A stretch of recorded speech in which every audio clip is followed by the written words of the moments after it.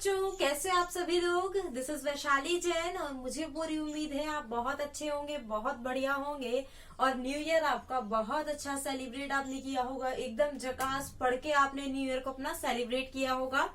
Railway का exam चल रहा है, एसएससी के एग्जाम सभी अपकमिंग है। तो यहाँ पर आज मैं डिस्कस करने वाली हूँ जो भी आपकी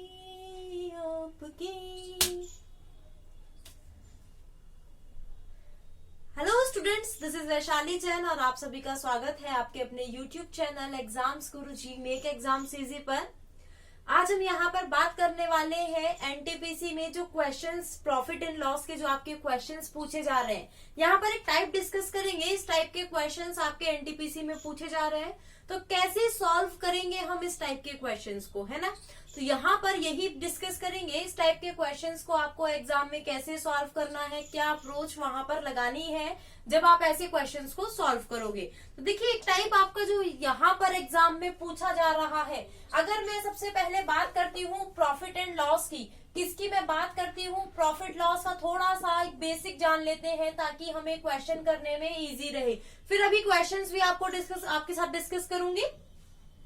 प्रॉफिट एंड लॉस की अगर मैं बात करती हूँ, आपको पता है इसमें कौन कौन से टर्म्स यूज होते हैं। सबसे पहला आता है, आप बाजार में गए, आप खुद को एक व्यापारी समझिए। यहाँ पर अगर आप खुद को लेकर चलेंगे तो इस टॉपिक को आप बहुत इजीली कर पाएंगे और कोई भी दिक्कत आपको होने वाली नहीं है। तो यहाँ पर मेरी बात को ध्यान से सुनना है और बस आपको वही अपने ऊपर लेकर जानी है बात को, कुछ नहीं है इसमें। अगर मैं बात करती हूँ प्रॉफिट लॉस की, ये पेन है, ठीक है, मैं इसका बिजनेस करती हूँ, ठीक है, ये मैं बेचती हूँ, खरीदती हूँ, बेचती हूँ। तो मैंने यहाँ पर क्या किया, ये पेन खरीदा, तो ये क्या हो जाएगा, उसका पेन का क्रय मूल्य, पेन का क्या हो जाएगा, क्रय मूल्य हो जाएगा। मैंने इसको कुछ लाभ पर बेच दिया, मैंने क्या किया, इसमें मुझे प्रॉफिट कमाना था, तो मैंने क्या किया, सपोज कीजिए पेन कितने का था, 100 रुपए का था, वो जो पेन था वो 100 रुपए का था। मैंने जो बेचा, मैंने क्या किया, इस पर लाभ कमाया 20 रुपए का। मैंने क्या किया, इसको 20 रुपए लाभ पर बेच दिया। अब जब मैं बेचूंगी तो वो क्या होगा, विक्रय मूल्य होगा, है ना। ये क्या हो गया आपका विक्रय मूल्य। चलिए ठीक है, मैंने कोई वस्तु खरीदी, उस पर 20 रुपए का लाभ कमाया, तो लाभ कमाया प्लस हो जाएगा, तो वो कितने में बिकेगी, 120 रुपए में बिकेगी ना। यही अगर मैंने वस्तु कोई 100 रुपए में खरीदी, कोई वस्तु मैंने 100 रुपए में खरीदी, उसको हानि से बेच दिया। हानि मतलब मेरी जेब से पैसे गए हैं, मुझे मिले तो नहीं है लेकिन मेरी जेब से और पैसे चले गए, तो वो क्या होती है, हानि। तो ये क्या होती है, विक्रय मूल्य आपका आ गया। क्लियर है, इसमें कोई दिक्कत। अगर मुझे निकालना हो मुझे कितने रुपए का लाभ हुआ, कितने प्रतिशत लाभ हुआ, अगर मुझे निकालना हो प्रतिशत लाभ, तो मैं क्या करूंगी, अगर मुझे निकालना होता है ना लाभ प्रतिशत, ये हमेशा किस पर निकलता है, क्रय मूल्य पर। लाभ बटे क्रय मूल्य अपॉन मल्टीप्लाई बाय 100, ये क्या हो जाता है, आपका लाभ प्रतिशत हो जाता है। अगर मैं हानि प्रतिशत की मैं बात करूं, हानि प्रतिशत क्या होता है, हानि यानी लॉस अपॉन क्रय मूल्य गुणा 100। ये क्या हो गया आपका, ये आपका हानि प्रतिशत यहाँ पर आपका निकल गया। ठीक है, क्लियर है, कोई दिक्कत इसमें किसी को। एक और चीज आती है आपकी, अब आप एक बात बताइए, आप मॉल में जाते हैं, है ना, सभी बच्चे मॉल में जाते हैं ना, ठीक है। वहां पर क्या होता है, आप किसी ब्रांड के शोरूम पर भी जाते हैं, डिस्काउंट चलते हैं, न्यू ईयर सीजन चल रहा है, डिस्काउंट चल रहे होंगे, है ना। तो आपको क्या पता, जो उस पर मूल्य लिखा हुआ है वो क्या होगा, वो है आपका मार्क प्राइस यानी अंकित मूल्य। वो क्या है, अंकित मूल्य यानी मार्क प्राइस, वो क्या है, मार्क प्राइस। अब क्या होता है, वो मॉल वाले आपको लुभाते हैं कि चलो हम आपको 20% की छूट पर ये बेच रहे हैं, है ना। यहाँ पर आपको क्या मिलता है, डिस्काउंट मिलता है। तो आप बताइए, जो आपको डिस्काउंट मिलता है वो आप किस पे कैलकुलेट करते हो, जो उस पे अंकित मूल्य होता है उसी पे तो कैलकुलेट करते हो कि हाँ ये 1500 की है, इस पर मुझे 20% डिस्काउंट मिल रहा है तो मुझे 1200 रुपए की पड़ेगी, यही होता है ना। तो यही है, डिस्काउंट किस पे निकालते हो आप, अंकित मूल्य पे। तो अगर आपको डिस्काउंट प्रतिशत निकालना होता है तो आप क्या करते हो, डिस्काउंट बटे मार्क प्राइस गुणा 100। और जब आप एक बात बताओ, आपने क्या किया, आपने डिस्काउंट में से, आपने मार्क प्राइस में से डिस्काउंट माइनस कर लिया और वो चीज उतने में खरीद ली, ठीक है, वो जो खरीदी वो दुकानदार के लिए क्या हुआ, विक्रय मूल्य हुआ ना। दुकानदार के लिए क्या हुआ, विक्रय मूल्य, मतलब उसने वो चीज आपको 1200 की बेच दी है ना, उसमें कुछ प्रॉफिट या लॉस जो भी हुआ होगा वो हमें नहीं पता।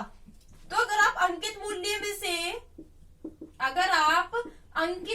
में से क्या घटा देते हैं, डिस्काउंट घटा देते हैं, तो आपका क्या आ जाता है, वो आपका निकल जाता है सेलिंग प्राइस यानी विक्रय मूल्य। इसको आप सेलिंग प्राइस बोलते हैं।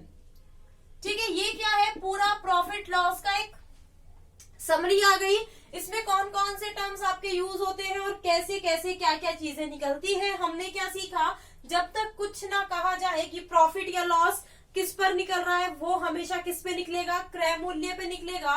और जब तक डिस्काउंट के बारे में कुछ ना कहा जाए कि डिस्काउंट आपका किस पे निकल रहा है, तो डिस्काउंट हमेशा आपका किस पे निकलेगा, मार्क प्राइस पे निकलेगा। ये चीज आपको ध्यान रखनी है, याद रखनी है, कभी क्वेश्चन गलत नहीं होगा अगर आप खुद से इसको समझेंगे। तो वही बात हुई ना। अब एक बात बताइए, मॉल में गए, कोई आपने टी शर्ट खरीदी, सपोज कीजिए मैंने ये वाली जो टी शर्ट पहन रखी है, ये मैंने टॉप खरीदा, इस पर 1500 रुपए अंकित थे, मुझे ये मिली है 1200 रुपए की, तो 300 रुपए डिस्काउंट। 300 रुपए डिस्काउंट किस पर, मार्क प्राइस पर।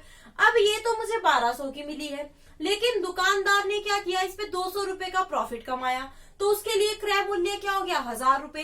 1000 रुपए मूल्य था, 200 रुपए उसने प्रॉफिट कमाकर बेच दी, यानी 1200 की बेच दी। अब 300 का डिस्काउंट मिल गया, उसने 300 का डिस्काउंट दे दिया, तो ये मार्क प्राइस इसका कितना हो गया, 1200 प्लस 300 यानी 1500। कुछ नहीं है प्रॉफिट लॉस में, अगर आप समझे तो। क्लियर है। अब बात करते हैं कि ऐसे कौन से क्वेश्चंस आपके पूछे जा रहे हैं, है ना, किस टाइप के आपके इसमें क्वेश्चंस पूछे जा रहे हैं। अभी देखते हैं किस टाइप के आपके जो क्वेश्चंस हैं रेलवे में इस टॉपिक से पूछे जा रहे हैं। तो आगे आपने अपकमिंग शिफ्ट्स में उन सभी क्वेश्चंस को पूछा जा सकता है। ठीक है, उन सभी क्वेश्चंस को क्या है, एग्जाम में आपके पूछा जा सकता है। बहुत पूछा जा रहा है, वो 2-3 बार आपका एग्जाम में पूछा गया है वो क्वेश्चन, उसी पर बेस्ड।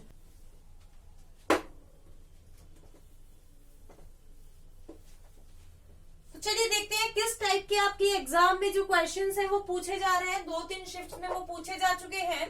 क्वेश्चन क्या देता है, बहुत इजी क्वेश्चन है, अगर आप उस पर फोकस लगा के करोगे तो कुछ नहीं है क्वेश्चन में। अब मुझे एक बात बताइए, क्वेश्चन क्या दे देता है, जैसे 8 वस्तुओं का क्रय मूल्य क्या दिया,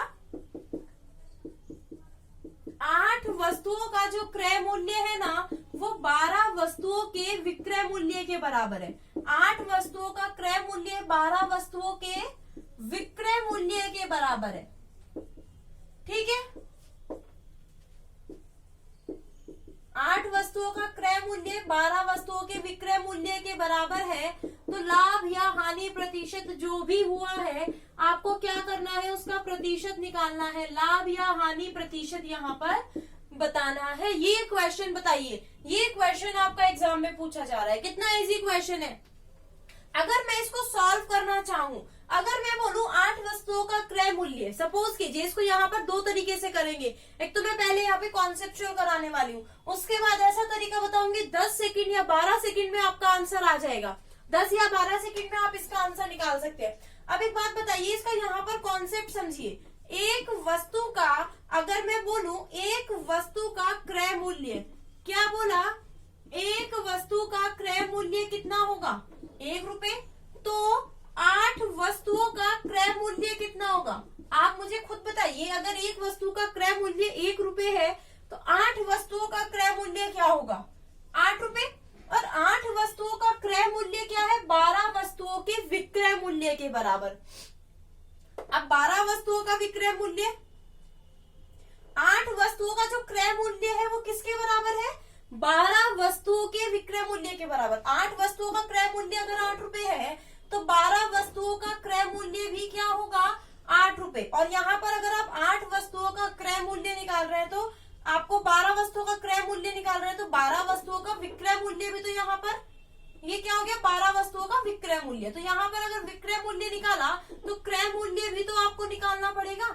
जितनी वस्तुएं होती है सेम ही तो निकालते हैं ना, तो कितना हो जाएगा, 12 रुपए। अब बताइए 12 वस्तुओं का क्रय मूल्य तो 12 रुपए है, लेकिन विक्रय मूल्य कितना है, 8 रुपए। तो क्या हो रहा है, यहाँ पर लॉस हो रहा है कितने रुपए का, 4 रुपए का। कितने प्रतिशत आंसर आएगा, यहाँ पर लॉस प्रतिशत होगा।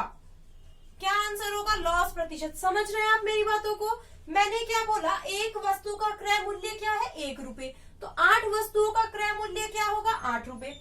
और यहाँ क्या बोला गया? 8 वस्तुओं का क्रय मूल्य 12 वस्तुओं के विक्रय मूल्य के बराबर है। तो 12 वस्तुओं का विक्रय मूल्य कितना होगा? 8 रुपए होगा ना? यही तो बोला। जब हमने 12 वस्तुओं का विक्रय मूल्य निकाला तो क्या हम 12 वस्तुओं का क्रय मूल्य नहीं निकालेंगे? तभी तो हमारा पता चलेगा क्रय मूल्य और विक्रय मूल्य का हम कंपैरिजन कर पाएंगे। तो 12 वस्तुओं का क्रय मूल्य कितना होगा? 12 रुपए होना चाहिए था। तो यहाँ पर लॉस आया 4 रुपए का, क्योंकि क्रय मूल्य ज्यादा है, विक्रय मूल्य कम है। तो ये यहाँ पर आपका 100/3% यानी 33 सही 1/3% क्या हो गया? लॉस हो गया, है ना? ये लॉस हो गया। लेकिन अगर मैं इसको बहुत शॉर्ट तरीके में करना चाहूँ, एक लाइन में आंसर को खत्म करना चाहूँ, अब क्या बोला गया? 8 वस्तुओं का क्या है? कॉस्ट प्राइस किसके बराबर है? 12 वस्तुओं के सेलिंग प्राइस के बराबर। ठीक है, तो आपको कुछ नहीं करना है। जो कॉस्ट प्राइस की तरफ है, इसको ये क्या है? ये कॉस्ट प्राइस है, तो आप इसको क्या मान लीजिए? Selling price. सेलिंग प्राइस आपका 8 हो गया, और ये सेलिंग है तो आप इसको मतलब ये सेलिंग तो आपका ये हो गया और कॉस्ट ये हो गया। ऐसे आप इसको क्रॉस में कर लीजिए। तो यहाँ पर कॉस्ट प्राइस कितना आ गया आपका? 12। देखिए यही चीज यहाँ पर आई है, जो हमने यहाँ निकाली सेम यही चीज यहाँ पर आई है।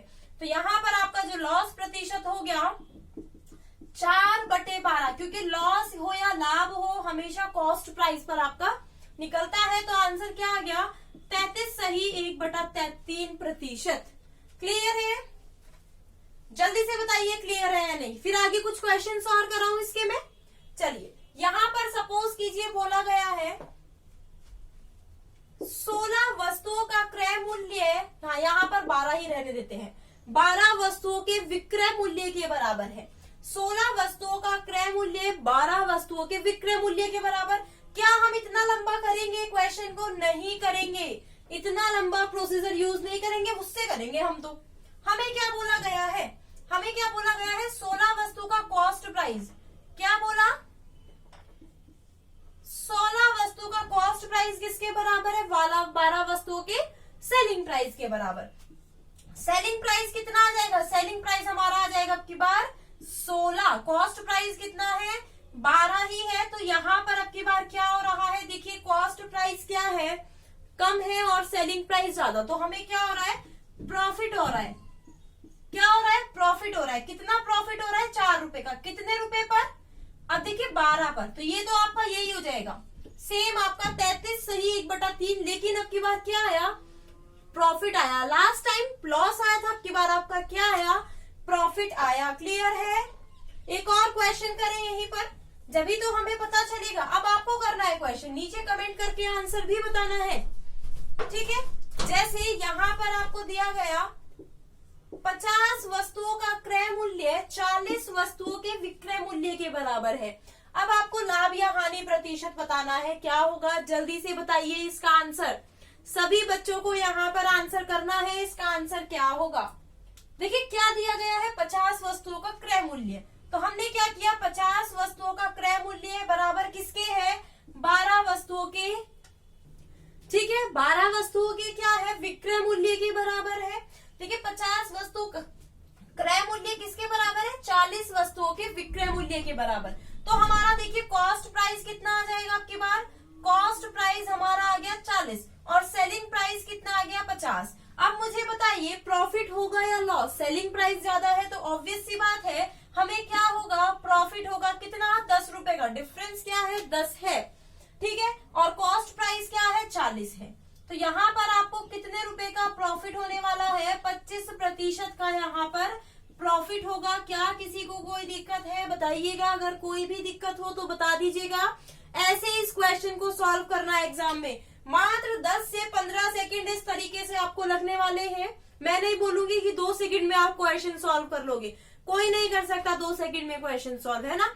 इतना तो टाइम चाहिए कि आप कैलकुलेट कर लो। तो ये क्वेश्चन 10 से 15 सेकंड में इजीली आपका सॉल्व हो जाएगा और कोई दिक्कत भी आपको नहीं होगी। तो ऐसे ही अब आपको एग्जाम में क्वेश्चन सॉल्व करना है। जिसका भी अपकमिंग शिफ्ट्स में एग्जाम है सभी को ऐसे क्वेश्चन को सॉल्व करना है। तो अगर आपको ये वीडियो पसंद आई है तो लाइक और शेयर जरूर कर दीजिएगा। चैनल को सब्सक्राइब करना बिल्कुल ना भूलें। बेल आइकन पर प्रेस कर दीजिए ताकि वीडियो का नोटिफिकेशन आपको मिलता रहे। आज के लिए इतना ही। Bye bye, take care, have a nice day.